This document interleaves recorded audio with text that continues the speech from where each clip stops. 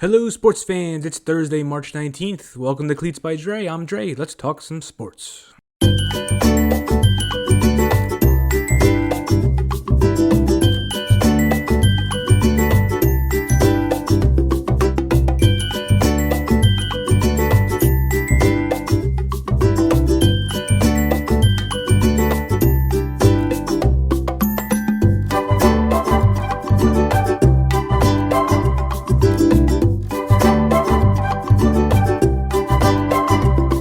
All right, hello, everybody. It's March. It is March Madness. Some would say the best time of the year for sports, especially college sports and college basketball. We have the brackets, the Tourney tips off, and you know we're big Duke fans on this pod. We did the season preview. We went through some storylines then. The season's been incredible so far, but doesn't quite matter unless they can bring home the next 6 games. So I invited back our panel, my fellow undergraduate alumni of the fine University of Duke, and we're going to talk. We're going to talk about this season, debate how good it was, have a little fun, preview what's to come, and make some predictions. There's some optimism, some pessimism, mostly optimism. Enjoy the listen. Let's get to it now. All right, welcome Cleats by Dre listeners. We are back. We're going to talk some college basketball. Tournament is coming up. We're big Duke fans here. You know, we had our panel at the start of the year with the previews. It's been a pretty good year. It's been a pretty good year for the Blue Devils. 31-3, 1 seed. So we have back James, Rob, and Amin. Everyone's gloating. Everyone's feeling good. We're going to ask some more questions coming up about what the prospects are, reviewing this season. We also have someone new. We have Noah's on, and these are all guys. We all went to school together at Duke. Noah's an avid Cleats by Dre listener. Hails originally from the state of North Carolina. And Noah, I know you actually I think you wanted to do some fact checking also on some of the initial podcasts, right? That's what's one of your interests. Do you have any fact checking you want to do off the bat here from the opening pod? I'm here to keep you honest and graciously accepted the invitation. Thank you, Dre. Love what you've built here with Cleats by Dre. Possibly the only more sports obsessed person than me is you. So this was a logical progression. No fact checking right now. No, you guys have been clean, so I'm good. All right, the panel's clean. Well, everyone else told their Duke backgrounds. Why don't you go first and just give us your first moment with Duke basketball, your worst and your best. Catch us up on your fandom. Yeah. First. My oldest sister went to Duke as well. Her freshman year was 91. She's significantly older than me, if you're listening. Jay, love you. So as a little kid, 1991, an important year in Duke basketball history. So I thought back not the UNLV game, not the semifinal. I don't actually remember that, but the national championship game against Kansas. Grant Hill's dunk specifically was like, this is a big deal. And I was into it. I was here for it. So that's the first. Worst, oh God, the last sporting event I have actually cried about and for and after. UConn, 1999, national title game. Still the one that got away. Still should have won that game. Like, we had no business losing that game. So absolutely that game. Elton Brand, Will Avery, Getty. I thought you were going to say 04 for a second, the UConn. No. That was peanuts by comparison. That was painful too. Thanks for bringing that one up. Yeah.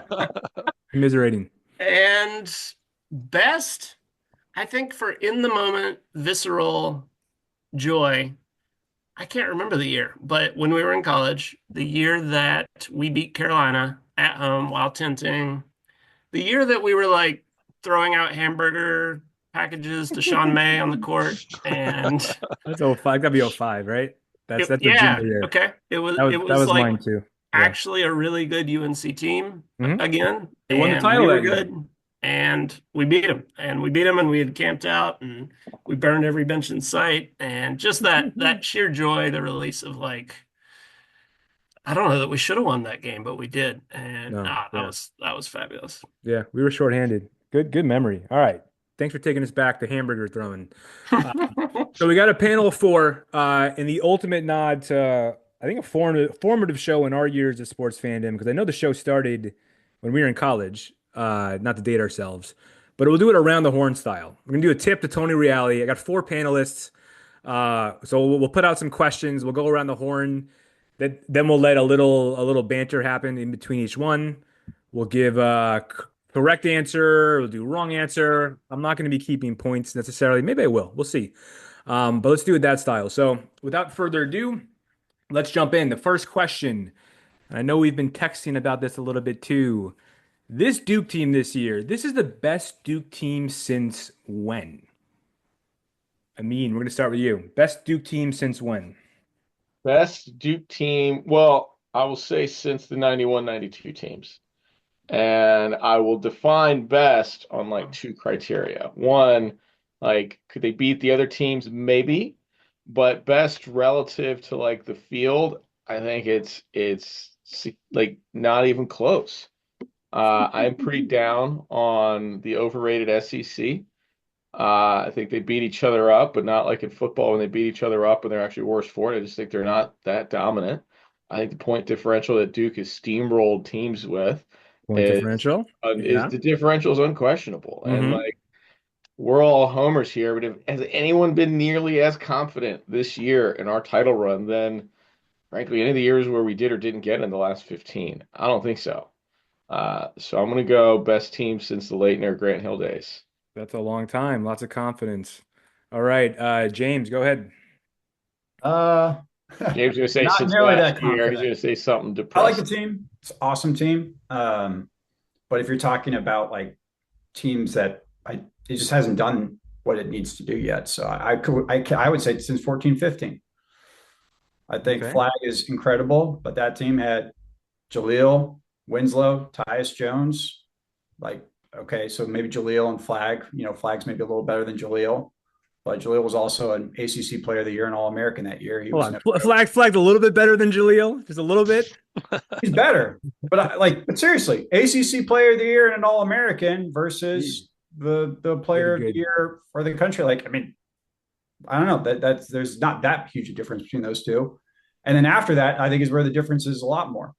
Winslow and Tyus Jones were and are studs, and I would not put Khan They're on that clutch. level. I just Okay. wouldn't. They were clutch Um, players. and then there was good depth after that. Quinn Cook, love him, hate him. The guy was a senior leader. He was an awesome, fourth, fifth starter. Emil Jefferson doing the dirty work, Yeah. and then Grayson Allen coming off the bench. I, I think that team is Young clearly. Grayson That Allen. team would be favored versus this team. I don't have any doubt. Ooh. No way. Emil I don't Jefferson. know. We're going a little far with the Emil favorite, but Jefferson would be starting with Dre Jr. hold What's that? on. Let's What's that? let's hold on. Let's get the mute button working on me. Let's go around the horn. All right, James. Anything else you want to add? Yeah, and I would put several other teams before you even get into the 90s that are All at right. least equal to this team. All right. Good fair answer. 15, the championship. Two of us are wearing the hat from the championship. Noah, what do you got? I'm there. I'm with James. That 2014-15 team. They also had depth, size, they had experience, they had a pop of freshman talent when they needed it. What I would zone in though, why they remind me of them is that team had a certain kind of swagger that I Hmm. don't think we've seen until this current team. Mm-hmm. And I actually would rate, in terms of swagger, I would rate our current team higher. Uh, Flag is a big part of that. Like, as he has emerged through the year, like, okay, he was hyped. He was not a surprise. But what I've loved from him is you see that, like, he's going to tell you he's kicking your ass and then he's going to do it again. And I didn't quite know he had that. A lot of guys, Sion James, Malawach now, he's playing like an older guy. They aren't backing down from anybody. Nipple, Nipple. Nipple. Nipple. The line post ACC tourney win, two down, one to go. Like that.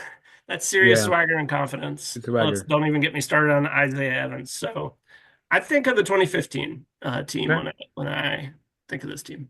Good stuff. All right, Rob.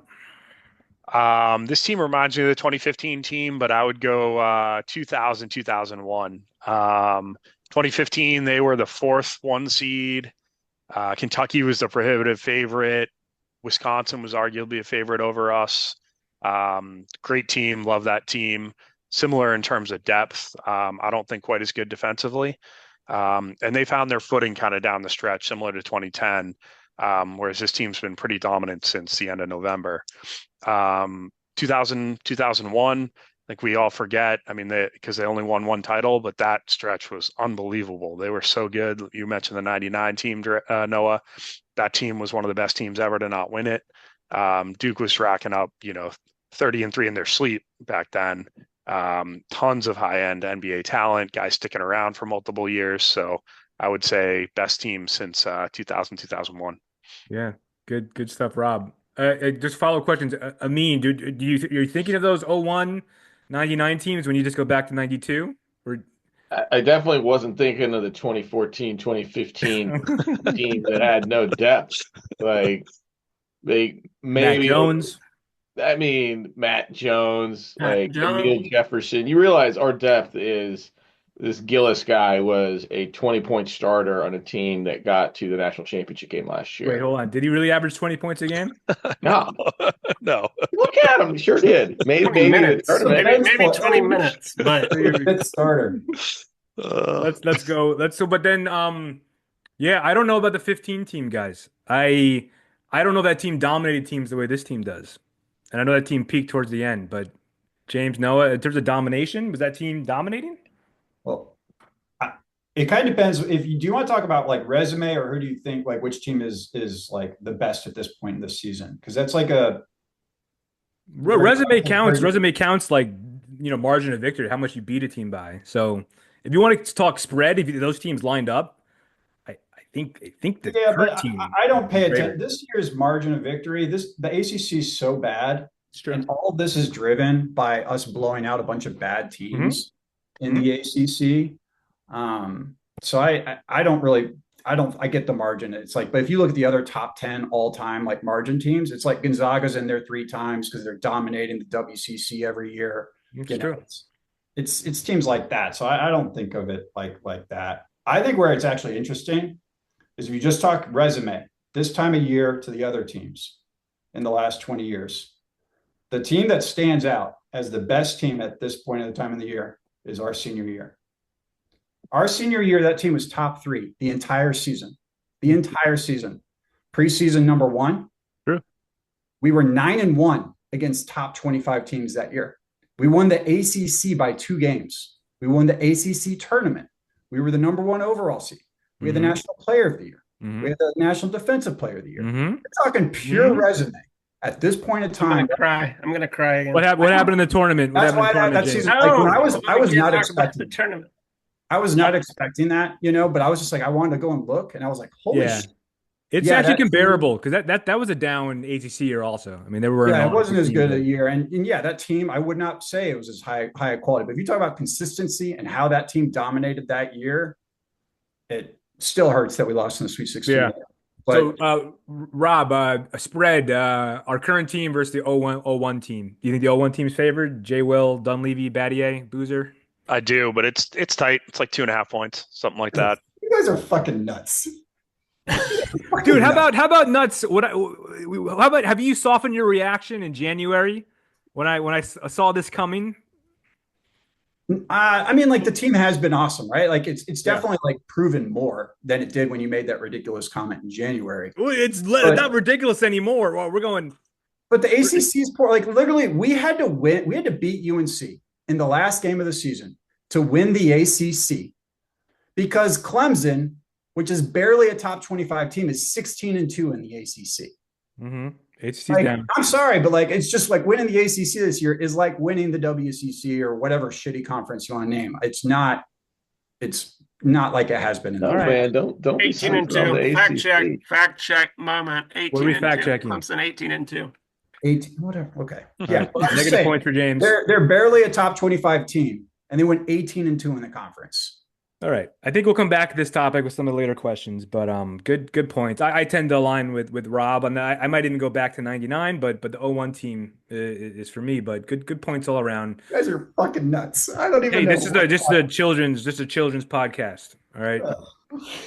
Look, the analytics too, James. I'll get into the analytics and what Ken Palm says in terms of the margin of victory. Like that's and I get it. It's who you play, but we'll see. We'll see in the tournament. Question number two, and we're gonna start with James in this one. Cooper Flagg. He's having the best individual Duke season since who and when? Zion Williamson. I will What year stand was by. that? What Flag is year? incredible. Flag is incredible. In any other school, any other situation, you have one of the greatest freshman years of ever in that school's history. But we had a comet pass through in Zion Williamson. He averaged 23 and 9. He was a better offensive player. He was a better rebounder. He averaged a combined 4 blocks and steals combined. Mm-hmm. He was a bet like, okay, Flag, I think, is a slightly better passer. But Zion shot 70%, or what was it, 69%? You can fact check me, Noah. But, That's right. he was an absolute monster. And Zion was better than Flag. Zion would go number 1 over Flag if the draft was this year. I don't know. Well, Interesting. we'll That's see. interesting. All right. Thank you, James. Let's go to Noah next. Mind meld time. Zion also 2019. You guys have the same cliff notes. He was electric. I mean, just what James said. He, as I'm remembering, clips of a 3/4 court bounce pass, one-handed pass on a fast break. He was affecting the game in different ways, in a similar way that Flagg does. Nobody in that interval, jumps out at me as impacting the whole game. And so he reminds me of Zion in that way. Interesting sub question with the who would go in the draft, Zion or Flagg. I don't know. I don't have an opinion on that one yet, but I'm going to think on it. Okay. All right. You think we'll move on? Rob, who do you think? I got Zion as well. He's awesome. He's unbelievable. It's interesting with the draft point because it seems like we're taking what happened after with some of the teams, and we're not looking at what's happened with Zion in the NBA, which is a shame. But I think he would go at this point in his career, when he was 18 or 19, he would have gone ahead of Flagg. That would have been an all-time draft, though. All right. Amin, what do you think? I can't recall your question if it was greatest freshman year, so I'll ignore that detail. And I'll just go greatest year, and Greatest year. Not just freshman, greatest year. Oh yeah, the 05-06 JJ Redick senior year domination, 26 points a game, right there. That's where I am. To talk more about that. I mean, not just from holding the national attention, but again, the stats aren't A for A comparable, but in the way in which they single-handedly dominated the game, Duke definitely didn't have anyone nearly that dominant in a game since JJ Redick. That's where I'm going back. And, Redick wasn't getting a double-double, but, was he 27 points a game? Something ridiculous. 28, 29. Him and Adam Morrison were going at it. Yeah, that's right. That's right. That's right. What's your take on Zion? I mean, you pass him over. Yeah, I mean, I'm a little biased because, he just from his NBA fall from grace, I'm a little biased there, I guess. Um, and if you take away the flashiness of Zion's game, I mean, he was close. It was there. I'd probably have him third in that conversation. I definitely have Flagg unequivocally ahead of the Jabari Parker, those type of years. Marvin Bagley, yeah. Yeah. Yeah, so Zion guys, my question I guess is who's the better winner between Zion and Cooper? Who helped your team win the games more? I think assume you guys would all say Zion because I would say Zion. I mean, Yeah. they're both awesome at helping you win. Do you mean a Zion hypothetical was game or actual games that Duke has played? You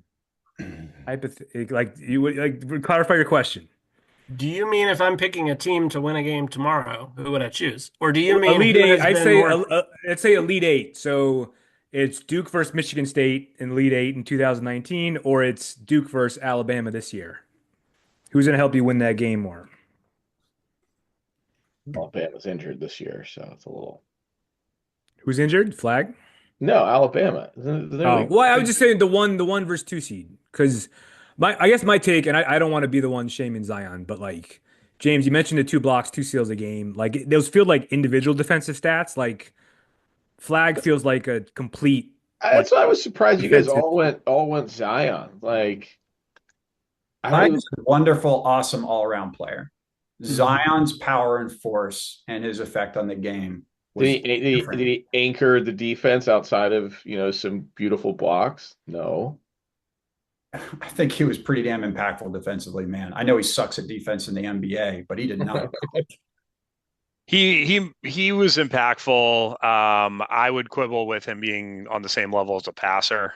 I wouldn't agree with that. He racked up some assists because he's getting double and triple teamed. I think they impact the game differently. If you're talking like all around contributions, I'd go back to Battier, but Zion was such a force offensively. Like James said, he shot 70% from the field or whatever it was. I think the highest percentage of a big time guy since Shaq. So, different. Definitely. And I think a lot of ways, Zion, didn't contribute as much as Flag does in a number of ways.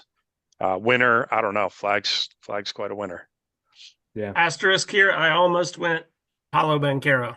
Like, oh, talk about liked that. him as a player. Love him as a player in the pros too.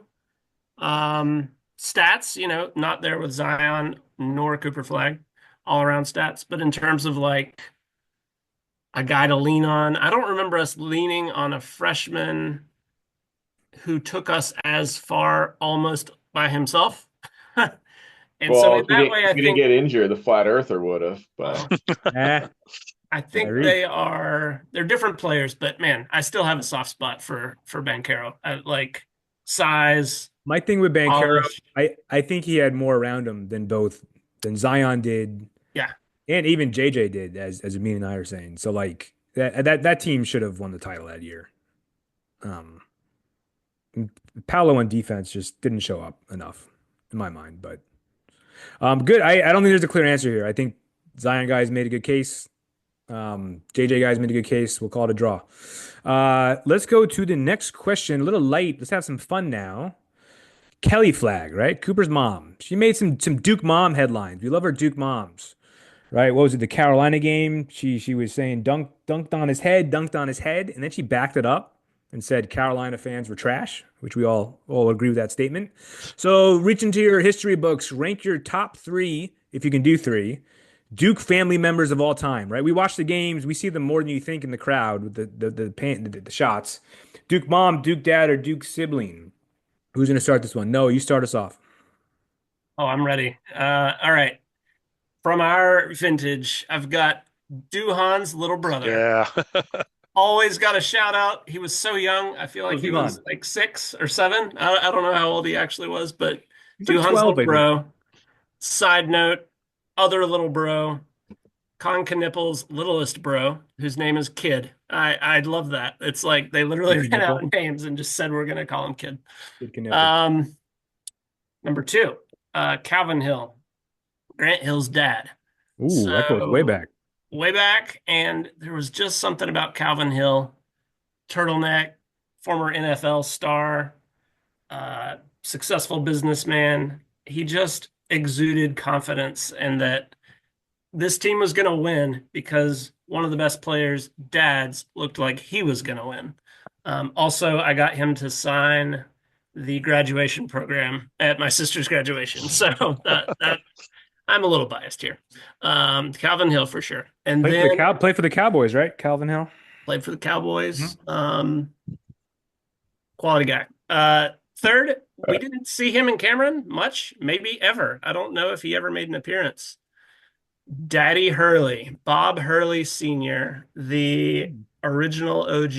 Dude, Not so much going for way his back. impact on Duke's program, but the fact he created Bobby Hurley, first of all, His legacy in basketball, St. Anthony's, the Miracle at St. Anthony, great basketball read, and the fact that his second son, UConn's coach, still appears to have psychological unresolved trauma from his childhood of not measuring up to either his brother or dad, despite being back-to-back national champion coach, a good player in his own right. I just find that all very fascinating. So Bob Hurley makes my list. Bonus points, no, if we're going OG status, pulling in early 90s Duke players. Rob, who you got? So in my preparation, I had Kelly Flagg as number one, ride or die, love it. Recency bias. Then Noah, you're not going to believe this, but number two, I had Little Duhon, and number three, I had Bobby Hurley Sr. So Wow. same going wavelength back. there. So I'll give a couple honorable mentions then, and I'll just give it to the whole Plumlee family. There's like Oh man. the parents, the mother played in college. I don't know how many brothers there were. They all I played. wondered if they And my counted Serving in the sisters, army. right? since they all actually played for us. Do they count? Can we count them? They're siblings the of parents. players, right? Parents. The parents count. Shout out the sister, whatever. I love it. Give them the Plumlee family.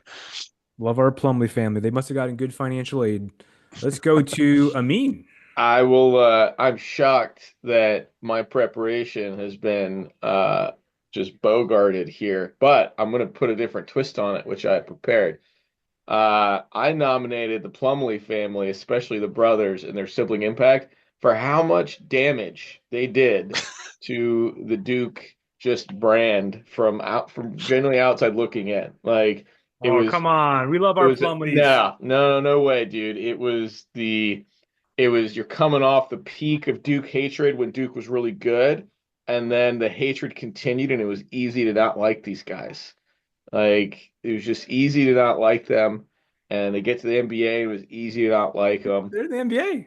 Hey, I'm not saying they were bad. All three of them made the Bad NBA. players. They probably at the time were the most notable players on the team. Yeah. I'm not saying that. I'm just Yeah. saying from the reputational impact on the West Coast, Southern California, Plumlee's did us no favors. too much Indiana is what you're saying. Negative vibe. All right. Negative vibe. Lock it up. All right, And then James. One more. Go ahead, Amin. Yeah. Weren't there some sisters of the white players that like truly sisters that were to look at? Maybe I'm making that up, but Research. Come on. You gotta get more research. We gotta. my research was taking me to some bad places. Like I was looking Okay, up. all right. Let's mute button. Mute button. Yeah. Great. All right, James, hit us. Anyone we missed? I don't have much to add on the siblings front. For me, when I was thinking of just like third party, like kind of characters at the Duke game, it was like, the old towel guy. Towel guy. Is he still chugging along? Not related. Had He's not multiple related heart to anyone on the attacks. team, I don't think. They just showed him. They just showed him at a game He's not Yeah, alive crazy today. towel 3 guy. games ago. How many heart attacks has he had at this point? Great cardio shape, shaking that towel. And then I think my favorite one is just Poe Zeus's calves. I always You're just think doing body parts of Duke players. You're making your own category here. Calf muscles. We know Martinez Pocious, right? He did have great calf muscles. Reali, hit him with the -5. Come on. We're going deep. We're going deep Haven't on had that. any sound effects. Let's see who would we miss. So I would have called out I think it was Jaleel Okafor's dad. He always had a huge jacket and a huge hat, and he had a ton of space in the stands. Remember him? Rob, you put out the Mama Curry, right? On the text chat. That was for the text chat, man. That's for the text chat. That wasn't here. She was fun. He backed off of it. I'll give one more honorable mention, Dre. Oh. Justin Robinson's dad. He's pretty good. And Justin Robinson's choice. coaching up the big men. So How about Tony Romo too? Tony Romo and Jason Garrett. They're pretty much part of the team, right? that was a James answer. That was the calf muscle. All right, we're coming up on a break. We do have to say bye to one person, and I'm looking at the scores, and too much Plumlee hate, I gotta say. So, Hey, you're getting the boot. I'll take it, man. Give us the last word, and actually, because we're gonna miss you on the last question. Where's your predictions for Duke in the tournament? I think it's going to be an overconfident walk to the Final Four, and then probably a close Final Four game. Are we playing Houston in the Final Four? Or is that the championship game? San Houston- Antonio. Oh no, Houston or Houston in the Tennessee. Final Four. We would be Houston. Houston. Final Four. Houston's the game that worries me. I think everything else is a 10-point win. So lock it up. Wait, so what's the call for the Final Four? I think Duke's going to win all in. Oh, you want the whole Final Four? They're going to win the title. They're going to win. Who's Yeah, going to beat Duke's the going to title? win the title, and the only close game that's single-digit win is Houston.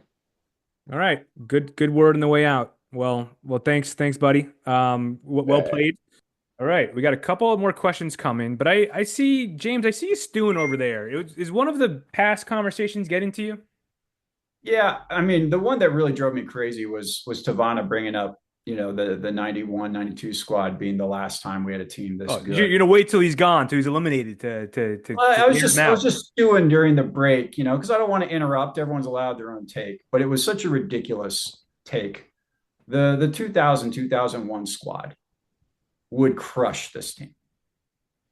I mean that seriously. When you look at that roster, we had Battier, senior, National Player of the Year. He's going to 22-year-old Battier is going to give. Which team are you talking? By the way, are you talking 2000, 2001? The national championship year, Battier's senior year. Sounds like James agrees with me. Yeah. Yeah. 01. Like maybe it's close with some of the teams in the other 2000s, but that 2000-2001 team, Battier's National Player of the Year. He's senior, all-timer. Jay Williams is an All-American who's going to win the National Player of the Year next year. You have Dunleavy, who was the Final Four MVP. You have Boozer, who was a monster. Nate James, who might be the only player who is as jacked as Sion James from the last 40 years. Get out of here with Nate James. I love Nate James, but come on, he's a role player. Look at his Also, look at his Dante stats. Jones. Nate James is a senior, was more impactful. Well, Dante, hold on. Sion Dante is 2002, right? Rob? No, I was saying he just said the most jack guy. Most jack, yeah, Dante. Yeah, Dante. So, James, let me just ask you a question. If this team goes and wins the title and every game is a double-digit win, like UConn kind of just did, like Villanova did, does that change your opinion? I think it probably at that point. I mean, it's a big if. I'm not. I shouldn't. I'm not putting them over that 01-02 team. I Hold think on, that's you get that's the team that lost to Indiana in the Sweet 16. Yeah. Sorry, 2000-2001. Yeah. 2000-2001 team. Yeah. The national championship, Battier's senior year. I just think with this team, if we look, like, there's no other team that had the chance to bring in a top recruiting class and then bring immediately 3 junior senior transfers without having to sit out, handpicked. Like, that's a scenario that didn't exist back then. And I don't know, if you look at that depth of the 01 team, and maybe you were just going through it, right? And I kind of negged you, right? I don't care about number 5 through 7. What do you mean they get big minutes? What do you mean you don't care? No, get out of here. In the games that matter, the starters play 30 to 35 minutes. Okay, the other 5 to 10 minutes matter a lot. Or I gotta say, 35 to 39, Yeah, 40 plus minutes. Yeah. like, come on, man. Like the 6-man does not really matter. I know, by the way, that 2000-2001 team, Duhon was coming off the bench. Yeah, Duhon was great. We played a 6-man rotation, and Duhon was coming off the bench. Duhon was great. So I gotta say, Dre, on this one, you guys argued for the 2015 team. I was ready to do that as well. Grayson Allen averaged 9 minutes a game, and he won us a championship. So to say depth doesn't matter, it's kind of contradicting your previous argument. But blowing up like this squad's like number like 6 through 7 and 8 guys, like I just like, okay, but this team does not have, after Flagg, there's a difference talking about Kahn and Proctor, comparing it to J. Will and Dunleavy and Boozer. Yeah, but I could keep going, dude. I could go with Malowak and Gongwell all of a sudden. Just a guy. He's just a guy. Dude, did you watch did you watch the ACC tournament? He's tall. He's tall. He was the best player in the good court. Lob threat. He's an okay shot blocker, but he has to be spoon-fed everything. He's not a great decision maker. Pretty good. Like, he's a nice player. He's not, but like, come on, man. So I got 2 points. Go ahead, Rob. Do one more, Rob, and then we got to go to the next questions. But go ahead. I've got 2 points. One, kids are staying in college longer. Battier would not have been in college. Brand would not have been in college. They all would have left. So it's a little bit apples to oranges. Like, people don't stick around. The best players leave. So if they were actually playing on the court, yeah, I think actually I would probably up my. Tell that to Carolina. Their guys stay 6 draft. years. They're 6 years, 7 years. they're not 5 stars and they're not high draft picks. The one thing I'll say about talent, though, I was looking at a mock draft today. So Malawach went 7, Knipple went 8, and then our 4 through 6 guys all were second rounders, and we had number 1. So if you think about NBA draft capital, that's actually equivalent to that team back in 01. Yeah, it is. But fair points. A lot of speculation. Let's hit our last 2 questions. So the next one, right? We've been glazing this team a lot. Let's flip it around. So, what is this Duke team's Achilles heel, if they have one? Rob, I think we start with you. Sure. So I'd say slippery courts. That's taken us down, taken Flagg down a couple key possessions this year. Now, seriously, it's a little bit hard. Actually, it's a pretty apt metaphor, Achilles, because they thought he had no weaknesses because he was just destroying the slaughtering the Trojans. Going deep into mythology. But we just haven't seen it, you know.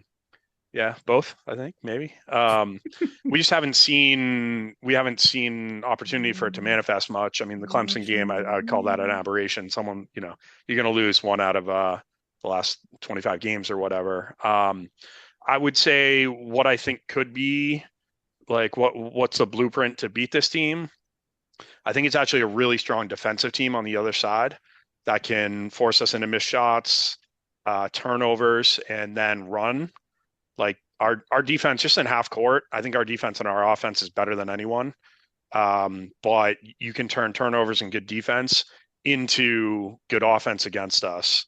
So I would say someone that can play D, get stops, live ball stops, either turnovers or rebounds, and then run. And we don't have our setup defense. Malawach is, not up the court for. There you go, James. And we're not set up for defense. That's how someone's gonna beat us if it happens. You said a lot of things. You said turnover, defenses, rebounds. You said a lot of things there. But I hear what you're saying. Let's go on to who's next. James, go. I would say it's a team that has like an upperclassman NBA level like athlete 6'8", 6'9" guy.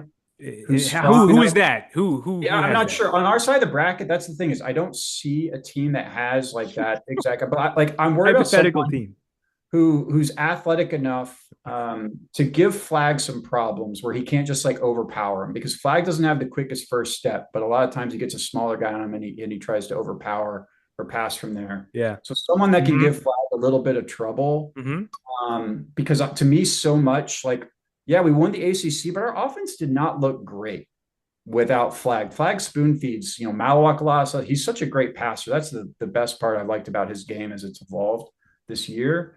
And so if he's not able to get those spoon-fed kind of opportunities for the other guys, I think we can get bogged down and we won't score that many points and it'll be close. And if someone kind of has that and then someone who can stick on Con, and it comes down to like Proctor having to make late in the shot clock kind of moves and decisions, that's where I think, particularly at the end of the game, we'll be close. Our defense, it's hard to see us ever getting like blown out. I think it would have to be a close loss. But that would be like the profile of a team. But when I'm looking at the bracket, what I was struggling with was like, okay, what's like a team that has those things on our side? And it's hard to find, which both like makes me nervous because I'm pessimistic, but also like kind of excited because it feels like it's there for us. Good stuff. All right. What do you think, Noah? If it's Achilles heel, we're looking for, I think, apologies to Rob. We have an Achilles shoulder. Malik Brown's injury hurts, literally hurts. And the re-injury, I don't know if we've even seen, will he play? Is he going to play at all? Yeah. But he's a difference maker on D. We've looked good on D without him, I'll say that. But I still would rather he was in the game against a bigger experienced team late in the tourney. I'd feel great if he was able to play. I think too, to James's point, we just aren't tested the last 2-3 months in late game situations. We need a bucket. What do we draw up? And I think especially like who's going off the dribble in those moments, that still scares the crap out of me. If we're down 1 or down 2 late in late in the game against a physical team. So I think we've grown since the early season losses, where Flagg struggled in those situations. And yeah, he's a freshman. He's gonna struggle. I'm sure we learned from that. But and I like what some of our guys can do in those moments, but I still don't feel like I know who I really want to have the ball Yeah. in that situation. Yeah. Maybe it's Knipple, maybe it's Sion James creating, but yeah, that makes me a little nervous. Yeah. Good points. For me, the one, and maybe it was similar a little bit to James and Rob, like I go back to the Clemson game and like the power they had with like the big center, the big power forward. And I know Flagg was like kind of sick that game, but like Malawak's not a power center, so like we got Eaton on the boards, Eaton in the post game down low. But like James, I don't know who is that in our bracket. I don't know who has that anymore in college basketball, but that worries me because even UNC, the Lubin, Ben Allen Lube, I don't know what he was getting some rebounds on Malawak. But one question I have for the group is, where are we on John Shire as an in-game coach? Because I think if we entered this year, I think that was one of our storylines as to like, Was. is he ready for it? Because I'm with Noah, where like I don't know if I could trust this team in a close game towards the end. We almost blew that Carolina game in the tournament. We should have blown it. Where do we stand on Shire as an in-game coach? Halftime speeches, that showed me something against Louisville, against the kind of team that I'm nervous about, right? On the heels of almost giving up a 24-point lead to Carolina. To the Oh, heels. that showed me something. Like not necessarily the X's and O's, but the halftime challenging his team's toughness, telling them they aren't tough enough to be ACC champs. And look what they did in the second half. So that was impressive, Okay. against a Okay. team that we could have lost to for sure. And I think, Rob okay, James, what do mark you it guys here. think? Yeah. Louisville beats Auburn in this tournament. They beat them in the second round, Oh, and I prediction. was pissed they were an 8 seed. But hey, look, they're playing in Kentucky. Yeah. Louisville gets to play in Kentucky, a home game, granted on Kentucky's floor, Right. but a home game against Auburn. So mark that one down. Okay. They're going to win by 10. Where do you guys stand on Shire? I can start. So yeah, well, that was one of our preseason storylines. Early in the season, I wasn't feeling good when it was Kansas, Kentucky, key possessions, and it was just ISO ball Mm-hmm. with Flagg. I saw an interview with Shire where he said, "Yeah, I didn't call any plays. I was like, I want the team to figure it out, and we'll start calling plays later in the season." But then we haven't had any close games, so Can't it's wait for the plays. it's tough to know tactician wise. Yeah. I think he's made good adjustments. I think he like the team's gotten so much better this year, especially offensively. Offensively, it was like a question up front, and I think they've been top two in the country for the last 2-3 months. And it's not just the stats and Ken Palm and whatever. They're running great sets. Malawak setting amazing screens. The screen and roll game's doing really well. They're shooting open shots. So I feel good, but it's very similar to the team. Feel great about Shire, but not very tested in terms of in-game tactician. Mm-hmm. James, what do you think of Shire's in-game abilities, late game? Yeah, I think I don't have too much different, opinions. It's just we just haven't seen him in Yeah. critical moments. But to be real, right, there was plenty of times we would criticize Kay occasionally Yeah. about decisions he would make Yeah. on substitution patterns and stuff like that. I'm glad he's having this good year. I think there was some frustrations on the last year or two kind of before this. So I'm glad he's had a good one. I think that will go a long ways. But I think I'm pretty willing to be patient for kind of Kay's hand chosen successor. He's a young guy. Let him figure it out. Oh yeah. And we can have him there for 30 years or something, that'd be pretty special. That might be unreasonable. It's pretty hard replacing someone like Kay. So Yeah. like Good point. Thus far, like I don't know, it feels like most time when you try and replace a legend, things can kind of go off the rails and go pretty poorly. Yeah. And Oh, they haven't Hubert gone Davis. like perfect, obviously, but they've gone pretty well. And this has been a great step, I think. I mean, it's been a dominant, great season. So, that's awesome. Yeah, the season has overshot any of our expectations. Yep. I mean, the preseason rankings, we were sixth, seventh, eighth. The analytics, Bartovic or Evan Maya, I don't know all their names. They had us like a two. They kind of knew. Um, but it's been an incredible season. So let's bring it home. Let's hear our predictions. So give us your round. Well, you don't have to go round by round necessarily, but at least how far do you have Duke going? Um, who do you have beaten on the path? Where do they stop? Do they stop? James, go first. So I was looking at my bracket just now, and I think right now, this could change. I actually have us lose to Arizona. It's one of those like Oh, the classic Sweet 16. So where I'm like, real quick, when you say right now, are you making edits to your bracket? It's 10:30 Wednesday evening for people that don't know. Have you submitted your buy-in yet? I want to oh, get that man. locked in. It's one of those, right, where I'm like, Yeah. oh man, like, like I see some of the weaknesses on this team, and I just feel like it could bite us. But it's hard for me to find a team on our side of the bracket that I feel like really does that.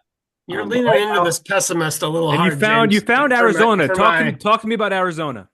I just like they have three really good offensive options, and Who? I just kind of came down to Who? yeah, No, give me they're- names. not Caleb Love again. No, no, Caleb Love is good, no. man. I He hate shot it. like 37% from the field this year. I just that was like the team that I kind of was like, man, it'd be kind of annoying because we beat them earlier, right? But I just was like, I have trouble seeing this team with that weakness make like the final. I mean, I could see it, but they were kind of my pick for. I was like, I'm not going to just go chalk everywhere. So And just give me the weakness again. Is it like the not having the number two, like not yeah, having yeah. I just think that we can get a little bit bogged down, and Mm, there's not quite as much offensive creation on our team, and so a team that does have enough could give us problems and just outscore us down the stretch. yeah. And Arizona's got some diversity there. Oh, Sweet 16 to Arizona. That's happened to us before. That's Yeah. the Derek Williams year, Mm. Kyrie Irving. All right, James. Way to start us off. Noah, you're next. Go ahead. I like our bracket. I like that we were not the top overall seed. I like that Oh. for some reason Auburn is, Mm-hmm. even though they didn't even they weren't even in their conference final. Yeah. We beat them. Okay. I don't know if Shire uses that kind of stuff. Do coaches use that kind of stuff now to like put a chip on our team's shoulder, help us focus? I don't know. Anyway, I think we will come in motivated. I think we'll be fine when Arizona loses to Akron in the first round. Oh, that's a good side bet. Please. And BYU, I hear, is good, of the March cliches. Oh, they're a team you don't want to see in March. Well, okay. I think we'll Not see on a them. Sunday. I think I think we'll beat them. I think we'll beat them. Houston makes me nervous. It's kind of the only team that makes me nervous. A couple of things. Yeah.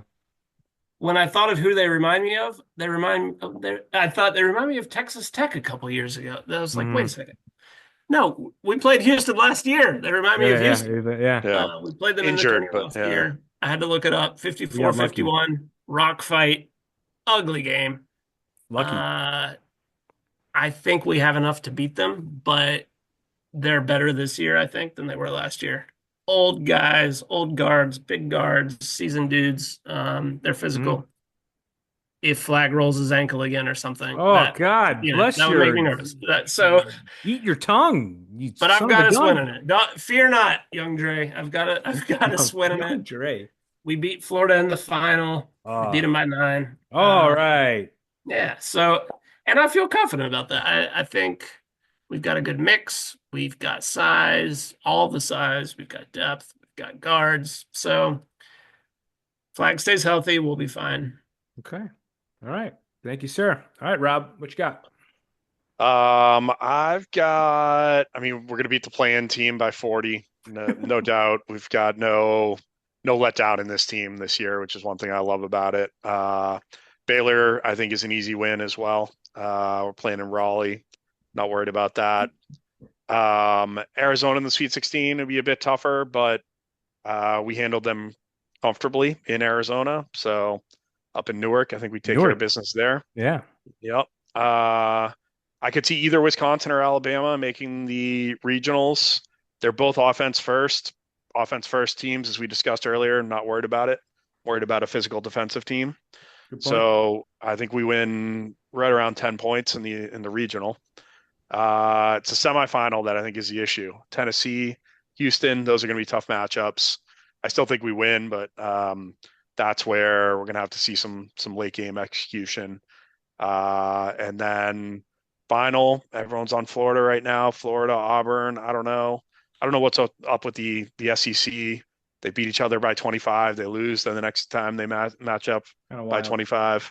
Seems like they're just kind of run and gun. I think we play our game. We take care of whether it's Florida, Auburn, or someone else. I think we take care of business. So I'm predicting a title. I like it. Optimism. Are you guys not worried about Baylor? No. No. Yeah, I am for two reasons. One, it's the game. I'm not surprised. Flagg's been out, right? That ankle injury was a scary one. We're going to beat up on the 16 seed, but then 2 days later, we're going to have to play again. And then I brought up in the first podcast months ago, isn't it weird that our last year senior captain, Jeremy Roach, transferred? And he transferred to Baylor. Yeah. I'm just like, it's not weird. Love Roach, but he wouldn't get playing time on this team, this Duke team. Yeah, I mean, clearly that's why. I'm sure between that playing time and probably maybe money, maybe that was why he transferred. But I just don't like that our senior captain from last year is like a potential second round opponent when Flagg might still be getting over this ankle injury. I just don't like that storyline. I don't like it. I wish that was further away. James, so look. I hope they lose in the first round so that we don't have to deal with it. So we're all in on Mississippi State to beat Baylor. So first, it's March Madness, and anyone could lose at any time. That could happen. It happened to us in 2006, right, when we thought we had it. What are the analytics say Duke's odds to win the championship are between 15 to 25%, maybe 20 to 25%. So what? 15 to 25 to win the title? Yeah. Is that lower or higher? Lower or higher than you thought? Lower, dude. Winning 6 straight games. Come on, dude. Someone's got to win the games also. So all I'm saying is I'm about to say I think Duke's going to win too. So 3 out of 4 guys on this panel are saying Duke's going to win. So that's 75%. So we're overconfident. But you are the opposite. Yeah. This is a neutral survey here. Yeah, this is Cleats by Dre doesn't have representative samples or anything. But no, my take is right. I think they're gonna go all the way. I think it could be, like I said, double-digit wins each time. I could see that because I think with this team, I saw in the conference tournament, I saw the secondary bananas kind of step up, and I saw Knippel taking charge. Malowak was a different player. He became a focal point of the offense. I'm actually really worried about Malik Brown, to Noah's point, because I think there's some games we don't win because of him. So health is actually an Achilles heel I didn't think about. And I just think this team's a wagon. I just see I can't see them. I mean, I could see them lose any game, but I can also see them win every game by double digits. So I actually have Oregon beating Arizona because Arizona always underperforms in the tournament. They haven't done anything, and I feel like Oregon overperforms. Alabama, Wisconsin could be a toss-up for me. I had Gonzaga making the Final Four because oh man, they're my champs right now, dude. Gonzaga's your champs? Yeah. I thought Arizona was, but Gonzaga's your champs. I mean, they make the Sweet 16 every year. I was like, I want the happiest outcome that other than Duke winning, and that would be Gonzaga over Florida. I think this is. I'm not going to overanalyze this. I think they have the best chance as anyone, but it's probably still a 20-25% chance, right? That's what the odds makers say. So, but you're just too pessimistic, man. You gotta. Oh, hey, right. That's very high percentage odds. Dre, one thing I'd like to add, I was looking, I mentioned the mock draft where we've got number 1, number 7, number 8, and 3 second-round picks. I was looking across the other tournament teams. Well, not even the tournament teams. The only other team with 2 first-rounders, let alone 3 in the top 8, was Rutgers. Yeah, it's ridiculous. They're not in the tournament. No. Only a handful of teams even had 2 guys across both rounds. There are Arizona's one, so there's some landmines out there. But James, you were talking about like 6'9" NBA, prototypical NBA guy, whatever. These the top teams don't have those guys. Yeah. So I think the talent is going to shine through. So that's why I picked Duke. At Not the my start, bracket because I'll be too happy. So I picked someone else in my bracket. But good another to story. win-win. At the start of the year, I think I said Final Four for Duke. I think I said they'd lose to a team that's played together for multiple years. Because I still think this team's really new together. So I don't know who's played together for multiple years. Maybe, I mean, Alabama had a good run last year. I don't know. All these teams change so much. I don't know if there's that consistent team anyway that's like been at it for multiple years. So I don't know. I mean, Houston and Tennessee feel like that, but I don't know. I haven't looked at the players to actually verify that. Right. Slow tempo teams too. Tennessee, like so prone to upsets early, right? Less possessions. But no, I mean Rick Barnes due for a breakthrough. I feel like Good. our ACC tourney winning that down Flag and down Brown and having some key guys step up. Gonga, like, I don't know, was he playing at all midseason? And Here and there. he was right there. I He's mean, he's great. driving in from the 3-point line. He's pulling down boards. Yeah. He's playing D. He's physical. Evans, of course, with his shooting ability, he can change a game. Commentators talked about this during the tourney, during the final. He was knocking down threes and he did not flip out. He did not pull his slim, whatever that hand thing is. You don't like that? I like it personally. I like it, but he didn't do it. He was locked in, and he was diving on the floor and he was playing defense. And it's like there's something there that if we need a bucket, if we need a key three, man, I trust him for sure. Maybe not end of game, but that we're in a lull and we need 3 points. I like our big physical point guard. I like having James there. Size, positional Mentioned size. to you, Dre, he reminds me of the radiators in my new house. I mean, you are not going to move him. He's slow and steady. He's reliable, and he matches up well on both ends against anybody else's guards in the country. So I feel like he was a steal in the portal. The line of the episode, the radiators of Duke. I would like to say too, what this team has accomplished. 2 key things that I love. First, ACC tourney champs, real championships. Love them. That's our 13th this century. That's as many as the rest of the ACC has this century, which is crazy to me. This is also our like second... Noah's final words. Noah, you won. You won around the horn. So let's have your final words. I'm not going final words. I'm just trying to get these. I'm trying to get the stats in. Our second super sweep against UNC this century. Beat them 3 times in a year. This century, guess how many times we've swept UNC? Just one? Is it 2006? No. How many times we've swept them total? Not the super sweeps. Not the super sweep. Oh, how many 5? times have we beaten them twice or more? 5? More. Oh, really? Wow. 7? 9. We swept them wow. 9 times since good. 2000. Whoa. They've swept us 4 times in that same period. So I like that.